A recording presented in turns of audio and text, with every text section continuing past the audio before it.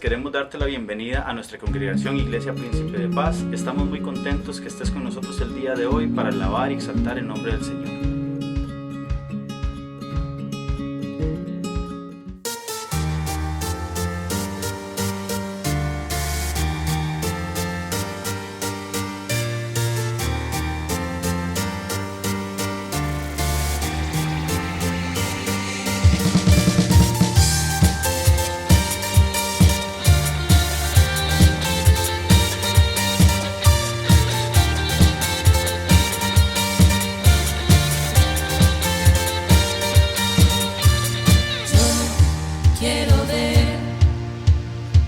Brillando en mí, a través de mi ser, un altar que todos puedan ver, que todos oigan que tú eres vida, la esperanza, perfecta gracia que me ha rescatado.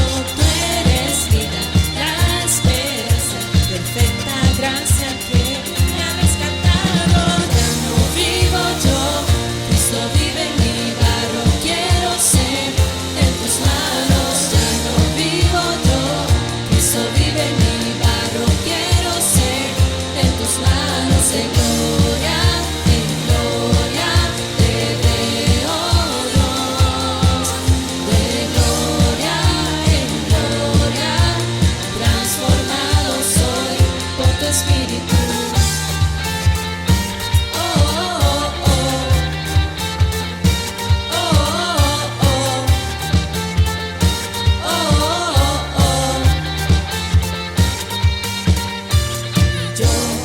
Quiero ver tu luz brillando en mí, a través de mi ser, un altar que todos puedan ver, que todos oigan que tú eres vida, la esperanza, perfecta gracia que me ha rescatado. Tú eres vida, la esperanza, perfecta gracia que me ha rescatado. Ya no vivo yo, Cristo vive en mi barro, quiero ser en tus manos. Ya no vivo yo, Cristo vive en mi barro, quiero ser en tus manos. De gloria en gloria te veo, Dios. De gloria en gloria transformado soy por tu Espíritu.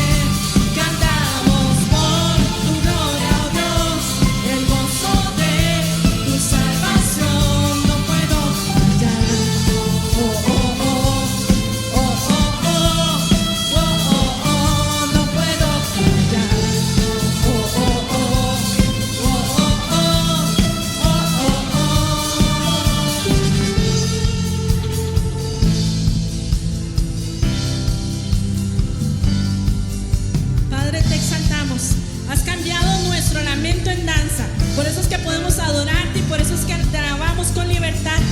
Canto en gozo, cambiaste, Jesús. Borraste el pasado, hoy vivo en la luz. Mi llanto en gozo, cambiaste, Jesús. Borraste el pasado, hoy vivo en la luz.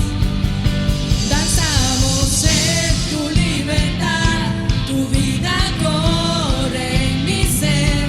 Cantamos por tu gloria, oh Dios, el gozo de tu salvación. Danzamos en tu libertad, tu vida corre en mi ser. Cantamos por tu gloria, oh Dios, el gozo de tu salvación. No puedo callar, oh, oh, oh, oh, oh, oh, oh, oh, no puedo callar, oh, oh, oh, oh, oh, oh, oh, oh.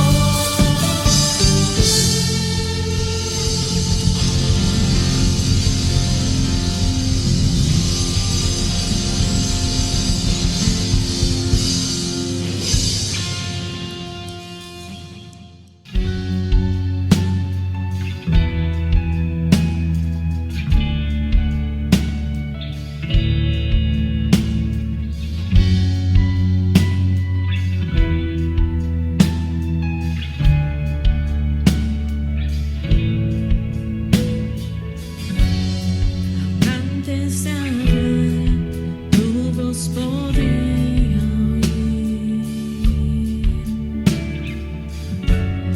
Has sido tan bueno para mí. Antes de respirar, soplaste tu aliento en mí. Has sido tan bueno para mí. Tu amor me envuelve, me sostiene, amor sin condición. Me persigue y deja las 99 y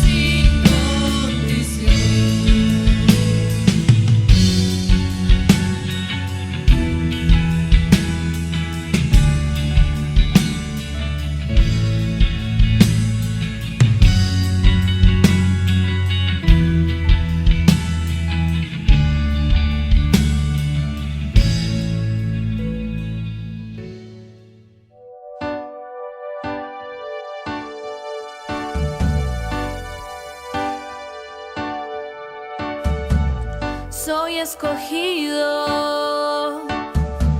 para la conquista. Jesús ha vencido, dio su vida en la cruz. Soy un soldado y voy marchando. Dios está conmigo. Tengo la armadura. Tengo la espada en tu palabra. El yelmo de la salvación. Con la coraza de justicia. Y el escudo de la fe. El cinturón de la verdad. Y con mis pies yo saltaré. Y con mi voz yo cantaré. Soy escogido, aunque venga la prueba. En oración me levantaré. Soy un soldado y voy marchando. Dios está conmigo. Tengo la armadura. Tengo la espada en tu palabra. El yelmo de la salvación. Con la coraza de justicia. Y el escudo de la fe. El cinturón de la verdad. Y con mis pies yo saltaré. Y con mi voz yo cantaré.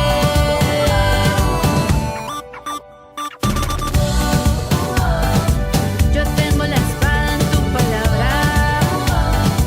El yelmo de la salvación. Con la coraza de justicia. Y el escudo de la fe. El cinturón de la verdad. Y con mis pies yo saltaré. Y con mi voz yo cantaré.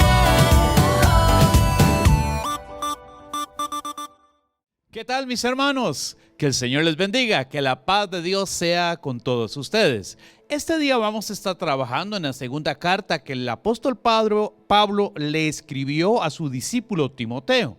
Muchos reconocen que esta carta literalmente se puede tomar como el testamento que escribió el apóstol Pablo antes de despedirse. Algunos historiadores cuentan que cuando Timoteo llegó a donde supuestamente estaba Pablo en el segundo encarcelamiento en Roma, ya Pablo había muerto. De manera que el mensaje que Pablo le envía a Timoteo es sumamente importante. Y dentro de las cosas que Pablo le menciona a Timoteo es que tenga cuidado, porque se levantarían hombres enseñando cosas perversas y tratarían de desviar el corazón del cristiano del mandamiento y de la verdad de Dios. Por eso, hermanos, hay una gran importancia que todo cristiano conozca las Escrituras y que las Escrituras sean su norma de fe y conducta. De eso vamos a estar hablando hoy. Espero que sea de bendición para usted y toda su familia y que usted tenga la oportunidad de tomar las notas de este sermón y compartirlo con todos ellos. Que el Señor te bendiga. Que la bendición sea sobre tu casa.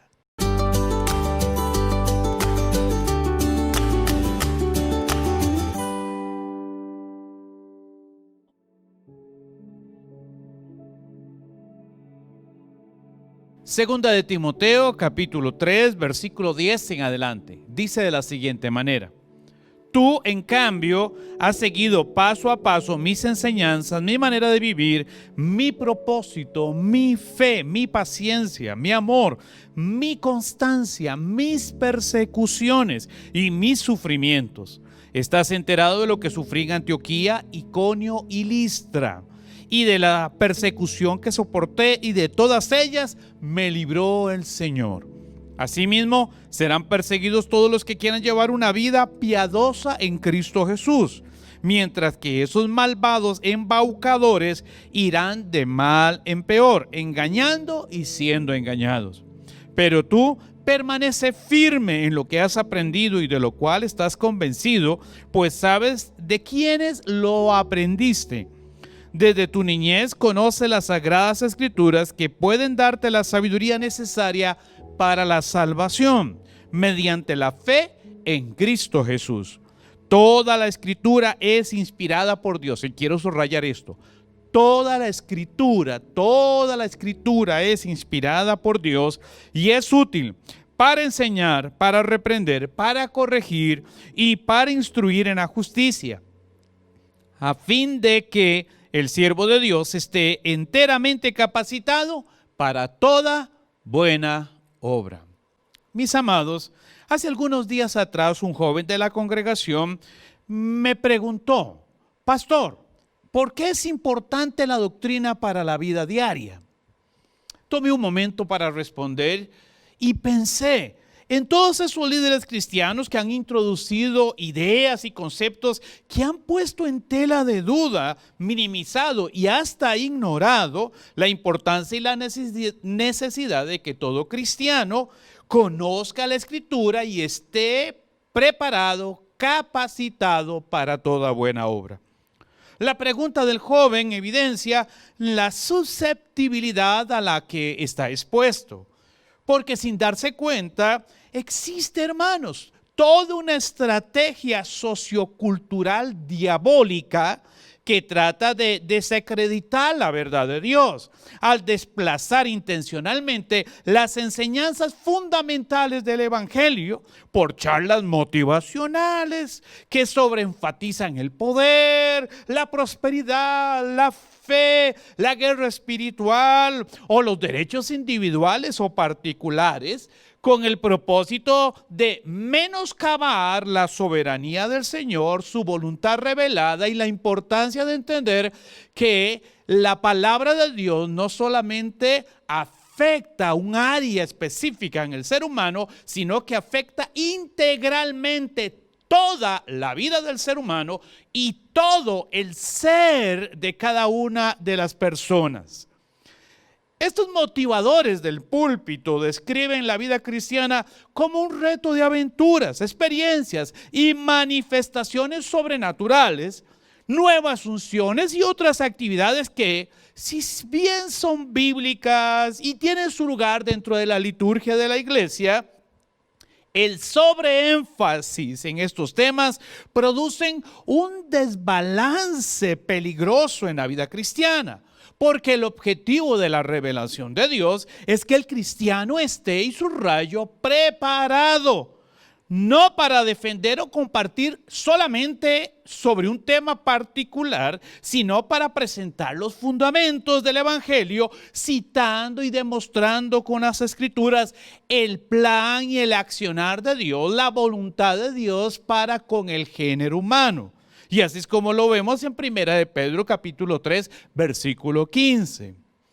Estudiar y conocer las Escrituras es una parte trascendental en la vida del cristiano, sobre todo porque más que ser alguien que está contento con escuchar el Evangelio, Santiago dice, un oidor olvidadizo, el cristiano debe llevar a la práctica lo que conoce.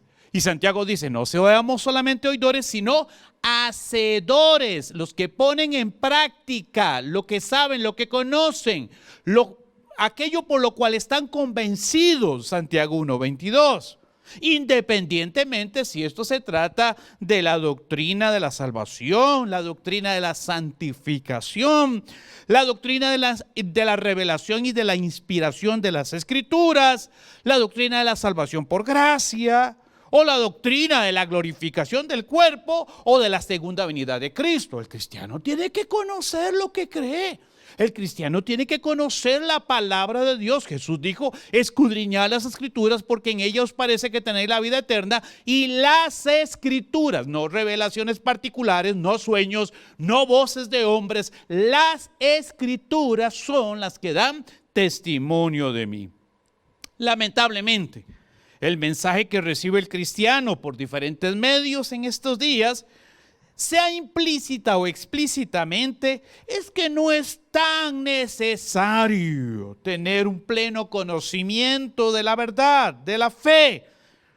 No es necesario establecer una brecha entre el estilo de vida del cristiano y de la persona que no conoce al Señor. La Biblia habla de las personas que no conocen al Señor como un pagano.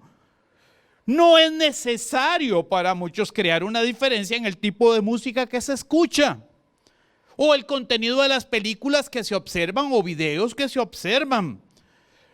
No es necesario, según algunos, relacionarse con personas en lugares y condiciones que no glorifican a Dios en nada, olvidando lo que Pablo establece en 1 Corintios capítulo 10 y versículo 31. Hay mucha gente que trata de negar la importancia de que la doctrina marca una diferencia en la vida del hombre entre un antes y un después. La verdad bíblica afecta las creencias, los valores, los principios, la vida del cristiano, marcando un antes y un después. Pero volviendo a la pregunta que externó el joven, su inquietud debe de evaluarse tomando en cuenta los acontecimientos y presiones culturales a los que no solamente él, sino todos los cristianos están expuestos. Porque existen varios movimientos pseudo cristianos, como el cristianismo emergente, que no cree que sea necesario tener doctrina alguna.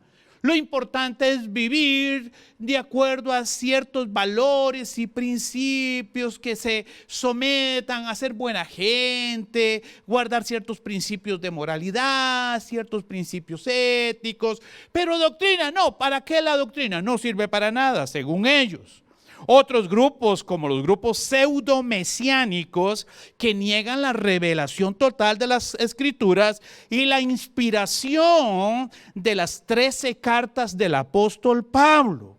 ¿Y qué decir de los grupos autodenominados cristianos progresistas, que tratan de interpretar el texto bíblico negando, minimizando o distorsionando la verdad de Dios para manipularla según sus apetitos lujuriosos, promiscuos y pecaminosos?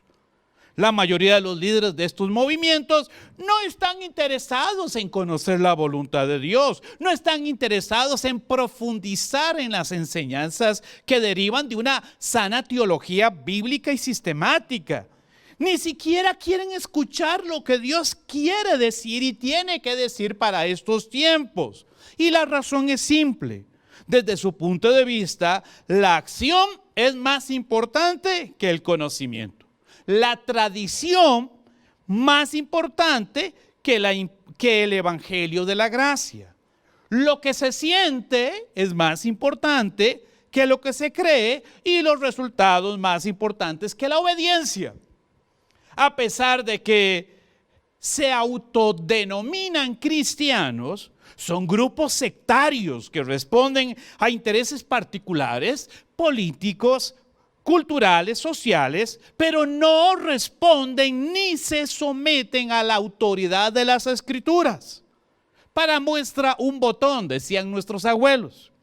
Un escritor emergente latinoamericano afirmó, hablo comillas: hoy día el teólogo tiene que ser un poeta, porque ya no se trata del debate, sino que es acerca de la metáfora. Se trata de la belleza del evangelio y no de la defensa de este. Zapata 2005, cierro comillas. Sin embargo, mientras se divaga en lo que la iglesia le causa a la cultura, como si este fuera el problema, no se toma en cuenta los efectos e influencia de la cultura en la vida de la iglesia. Y muchos líderes son o inconscientes de esta realidad o no conocen el propósito y el plan de Dios para su pueblo, para su vida como hijos de Dios.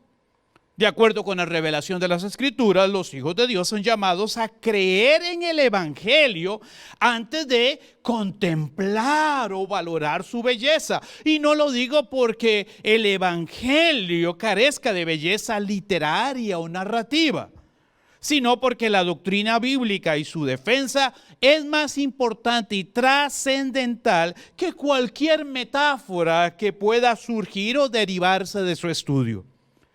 Es tarea del intérprete, del lector, del estudiante bíblico, del predicador o del conferencista enseñar de manera clara y concisa la verdad revelada de Dios de acuerdo con la intención del autor inspirado, y no tomar como punto de partida revelaciones particulares o premisas culturales o responder a presiones políticas antes que obedecer a Dios. Sin embargo, para cumplir con esta labor, el predicador debe de adecuar su vocabulario y definir tanto su estrategia como las técnicas pedagógicas más convenientes para presentar estratégicamente el Evangelio. Pero presentar estratégicamente el Evangelio, la verdad revelada de Dios, no significa negar su realidad, negar su inspiración o negar las implicaciones prácticas para la vida de las personas, así como sus imperativos morales y éticos y la forma en que estos deben de afectar la conducta y el estilo de vida de aquellos que nos llamamos cristianos. Sin importar lo que se diga, las Escrituras no fueron inspiradas para negociar principios, sino para obedecerlos. Dios se reveló a sí mismo y dio a conocer su voluntad por medio de su palabra. De manera que el estudioso de las Escrituras no busca suavizar o adaptar su revelación de acuerdo con el carácter o los valores que predominan social o culturalmente. Su misión es comunicar la verdad sin componendas, sea que los seres humanos quieran escucharla o no. Adaptar la revelación de Dios a intereses particulares no es más que minimizar, negar o querer ocultar la verdad para no causar el efecto que por sí misma la verdad produce en el corazón, en la mente y en las personas. Hacer diferencia entre los que son y no son hijos de Dios, entre los que viven de acuerdo y bajo la soberanía y el señorío de Cristo y los que viven en rebelión en contra de la presencia, la soberanía y el conocimiento de Cristo y de Dios. ¿Por qué entonces es tan importante la doctrina cristiana? Al responder, es necesario enfatizar que toda persona tiene un sistema de creencias que guían sus acciones éticas y sus decisiones morales. Sin importar cuáles son las creencias de una persona, estas constituyen su fuente de autoridad, porque a partir de ellas se determinan las normas que establecen y definen su conducta y sus valores. Newport afirma, abro comillas, el sistema de creencias tiene un fundamento en un ideal básico que suele manifestarse cuando la persona enfrenta una crisis, cierro comillas. Y para el cristiano, la doctrina es ese conjunto de creencias, normas y valores que rigen tanto su manera de pensar como su manera de vivir. Por lo que es responsable delante de Dios de conocer la palabra y construir a partir de la voluntad revelada de Dios los valores y las normas que lo identifiquen no solamente con el plan de Dios, sino también con el propósito que tiene el Padre para su vida. Es decir, que usted sea transformado de acuerdo al carácter de Cristo, para que usted pueda mostrar a Cristo en cualquier área de su vida y en cualquier lugar donde usted se encuentre. En el trabajo, en la escuela, en la universidad, en la casa, en el té de canastilla. Que las personas vean en usted un reflejo de la gloria de Dios permanentemente. ¿Cuál es el papel de la doctrina en la vida de la iglesia? Si la doctrina cristiana proporciona la visión de vida necesaria para tener orden y una perspectiva unificada como comunidad, cada cristiano debería de ser capaz de identificar cuáles son las creencias y valores fundamentales del Evangelio y cuáles son sus aspectos periféricos y secundarios. Al hablar de lo fundamental, se hace referencia a las verdades bíblicas que no son negociables o que nadie puede alterar sin destruir o cambiar o modificar la verdad implícita y explícita en la revelación que Dios hizo de sí mismo y de su plan redentor para el género humano y para la creación. Doctrinas como la caída y la corrupción total del ser humano, la salvación solamente por la fe, el perdón por gracia de Dios, el sacerdocio universal del creyente, la soberanía de Dios, la santidad de Dios y otras, hermanos, son verdades inmutables que no pueden ser alteradas ni reinterpretadas a la luz de la cultura, la filosofía o el dogmatismo humanista que en muchas congregaciones y grupos está predominando. Sin embargo, existen también elementos periféricos de la fe que, en procura de establecer una buena contextualización social, puede y deben ser ajustados según los valores culturales y las costumbres de cada sociedad. Por ejemplo, el modelo litúrgico y el sistema de gobierno puede variar entre una sociedad u otra, entre una organización u otra, entre una congregación y otra. También pueden variar, hermanos, el modo de vestimenta, las relaciones sociales. Pero, ¿quién es Dios? Lo que ha hecho y lo que quiere hacer y quiere que usted haga, hermano, de eso no cambiará. Porque tal como es el Padre, deben de ser los hijos. 1 Pedro 1:15 dice que si ustedes creen, confiesan que Dios es su Padre, nosotros como iglesia debemos de ser santos como nuestro Padre celestial es santo. Debemos ser justos como nuestro Padre celestial es justo. En segundo lugar, la doctrina cumple la tarea de dividir. Y aquí es donde la cuestión se pone un poco candente. Porque la doctrina exactamente expone y tiene una función específica. Número uno, la doctrina divide la verdad de la mentira, la luz de las tinieblas, la justicia de la perversión, la ortodoxia, es decir, la sana enseñanza bíblica, de la herejía, el bien del mal, los salvos de los perdidos y la iglesia del mundo. Hermanos, con esta realidad, ningún cristiano debería de avergonzarse del evangelio, de la doctrina o de su estilo de vida en Cristo. Y menos aún, esconder su testimonio de fe como hijo de Dios. Usted no podría cumplir su misión de alcanzar a las personas que viven a su alrededor si consciente en vivir y ser guiado por los mismos valores y patrones de vida que determinan la forma de ser y de vivir de las personas que no conocen al Señor.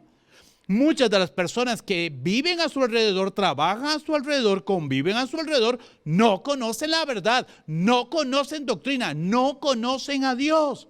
Viven de acuerdo a sus pasiones, pero usted como hijo de Dios debe de expresar mediante sus creencias, valores y conductas la verdad revelada de Dios, porque usted sí conoce a Dios. El objetivo final de la obra de Dios es que usted sea como Cristo en medio de las personas que viven sin el conocimiento de Dios, con el fin de que los que no creen en Cristo noten la diferencia que hace la presencia de un Dios vivo y poderoso en la vida de uno de sus discípulos. Efesios capítulo 5, versículos 6 al 17.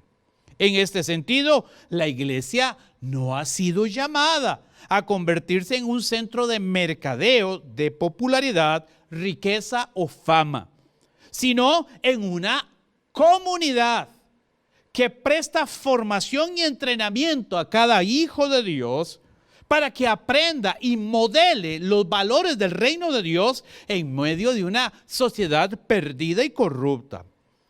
Los estilos, los modelos, las tendencias, las unciones vienen y van, pero la palabra de Dios permanece para siempre. Isaías 48, primera de Pedro 1:25. Y debido a esto, los líderes de la iglesia deben de ser titanes en el conocimiento de Dios y la doctrina, para que enseñen las escrituras tal como se estipula en los requisitos para ejercer el cargo como ministros del evangelio. Tito 1:9, primera de Timoteo 1:3 al 11, primera de Timoteo 4:16 y primera de Timoteo 3:9. ¿Cuál es el problema que está enfrentando la iglesia en estos días? Número uno, y quisiera mencionar tres por el tiempo que tenemos. Número uno, desconocimiento. Las personas no han sido formadas para vivir el evangelio y obedecerlo. Hermanos, muchas personas vienen a la iglesia, pero no conocen el evangelio. Vienen a la iglesia porque interpretan que venir a la iglesia es vivir su fe, su cristianismo. Hermanos, venir a la iglesia no es sinónimo de conocimiento de Dios. Para conocer a Dios hay que experimentarlo personalmente. Para conocer a Dios hay que estudiar las escrituras. Para que nuestra fe sea fortalecida y nuestras respuestas a la revelación de Dios, hermanos, sean las que Dios espera, pues tenemos que conocer doctrina, tenemos que conocer la escritura.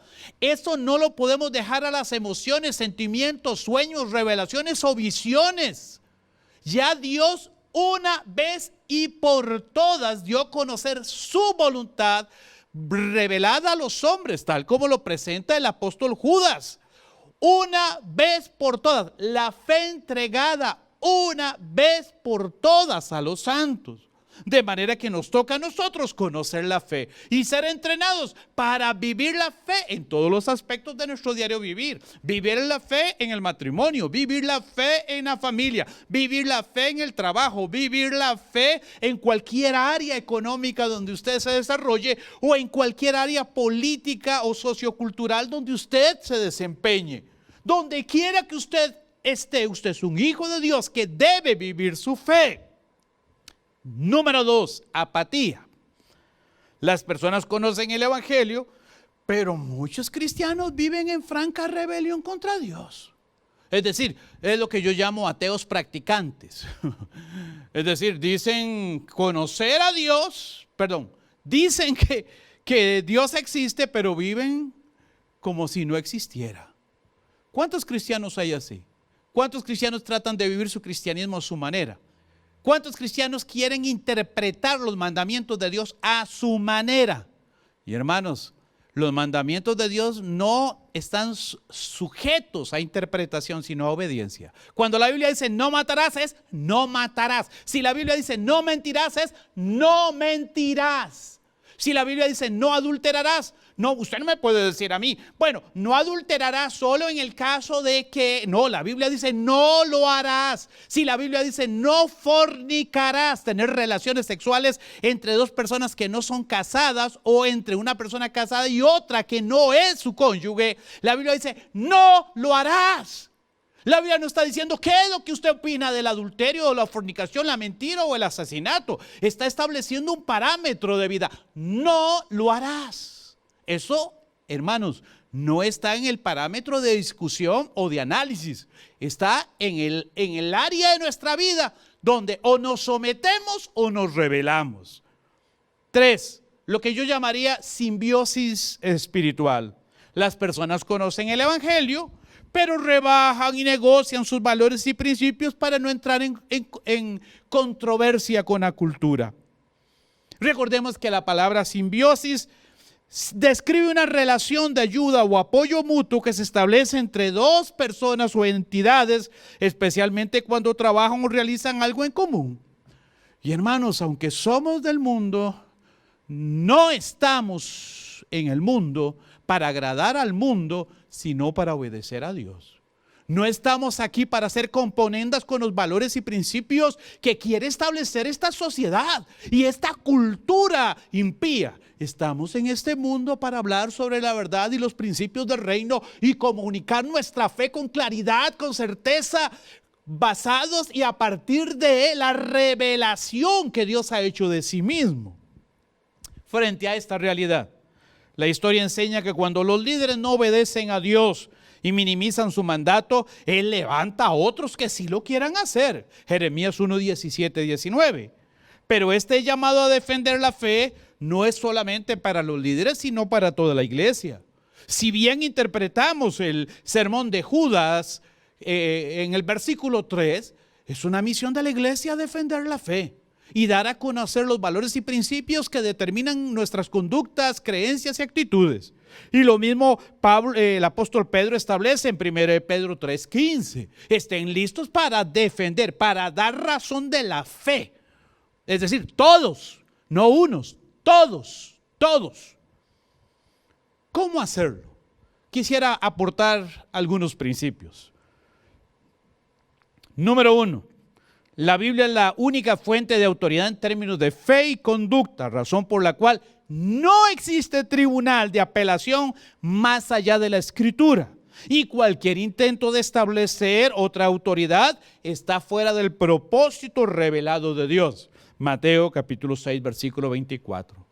La única norma de fe y conducta en la Biblia. Revelaciones, ilusiones, interpretaciones, visiones, profecías, hermanos, que se aparten de la Biblia y quieran establecerse como autoridad son totalmente nulas. No sirven de absolutamente nada. Son nulas. La palabra de Dios es la que establece la necesidad para el ser humano. Principio número 2. Dios es la autoridad absoluta y final. Él es el Señor de todo porque es el creador y sustentador de la vida. ¿Quién es la autoridad final? ¿El gobierno? No. ¿Quién es la autoridad final? ¿El Congreso? No. ¿Quién es la autoridad final? ¿El filósofo? Tampoco. La autoridad final es Dios. Dios es autoridad.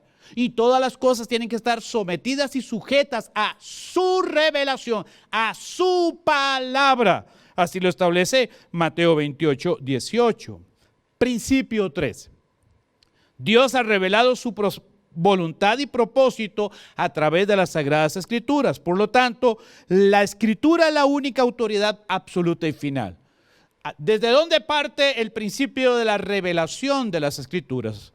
Que Dios ha hablado. Dios no está callado, Dios ha hablado.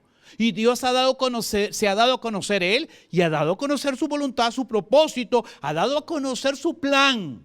Y aquellos que se rebelen contra esto, pero tendrán consecuencias, hermanos. Pero aquellos que obedecemos a su palabra, sometiéndonos a su señorío, vendrá bendición. 4. Nada puede colocarse en el mismo nivel de las Escrituras.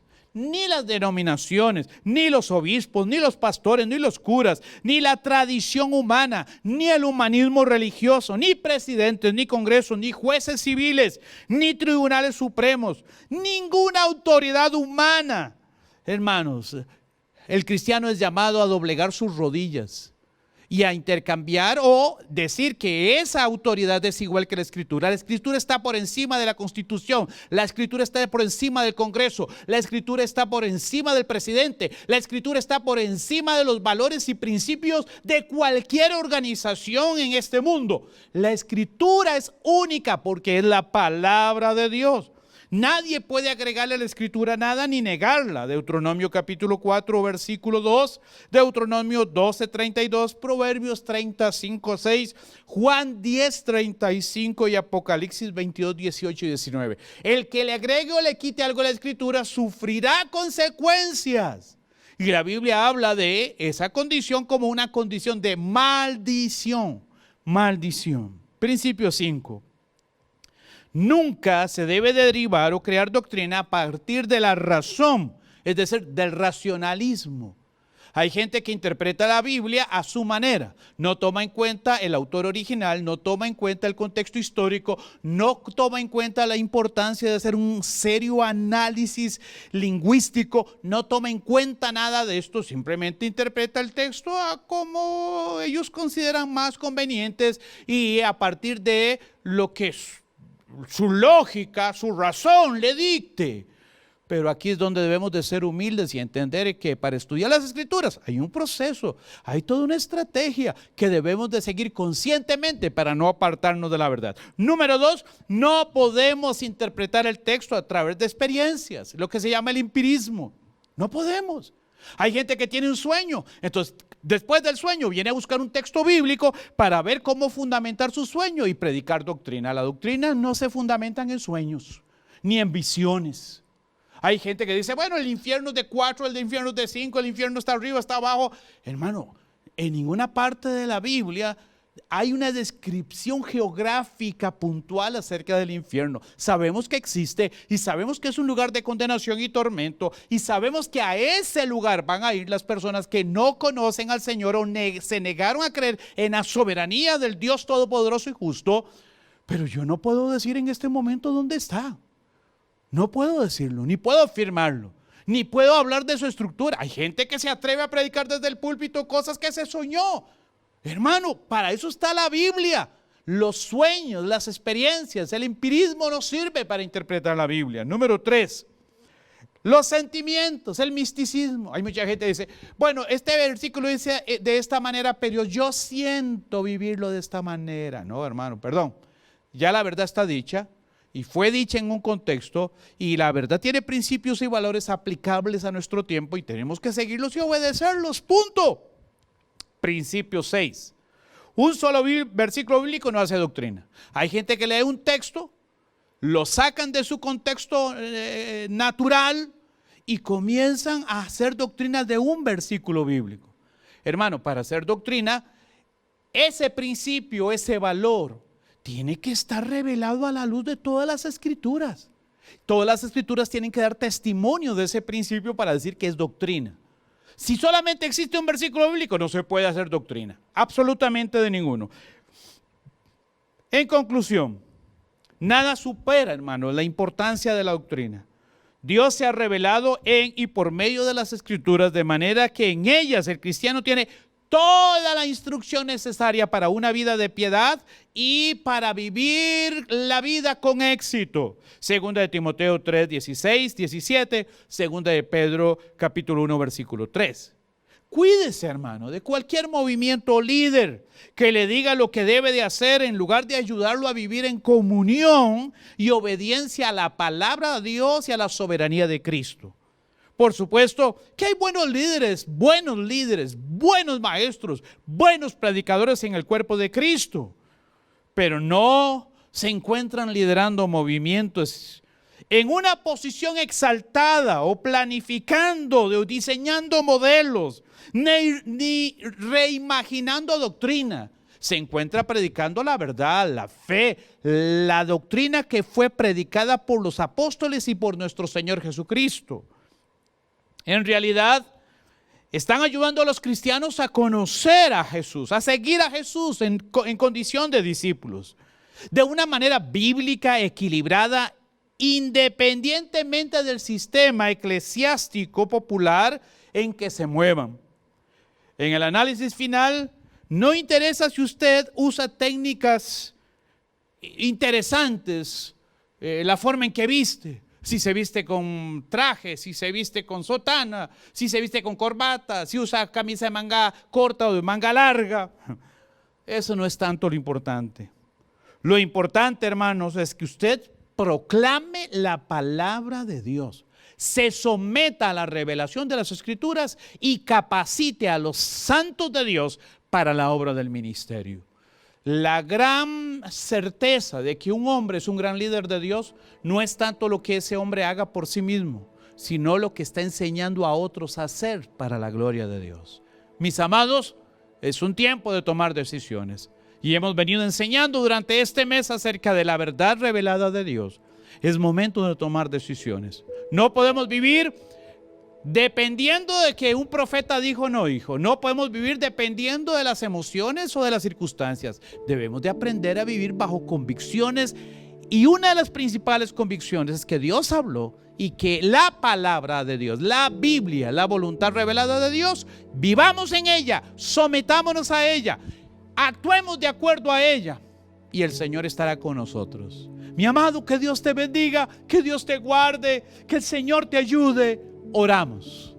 Padre, queremos darte gracias en esta mañana por tu palabra. Tu palabra es lámpara a mis pies y lumbrera a mi camino. Señor, he puesto tu palabra en el corazón y en la mente de mis hermanos y hermanas. Y pido, Señor, que tu luz brille en su mente y su corazón y les ayude a tomar decisiones. Padre, glorifícate en su vida. Pido, Señor, que bendiga su casa, que bendiga su vida, que bendiga su entrada y su salida. Pido que bendiga su trabajo. Pido que bendiga, Señor, su economía, que en su casa siempre haya abundancia de pan y que tu paz y tu amor reinen en sus corazones. Padre, yo en el nombre de Jesús bendigo a mis hermanos, en el nombre del Padre, del Hijo y del Espíritu Santo. Mi amado, te amamos en Cristo. Que el Señor te bendiga. Bendiciones.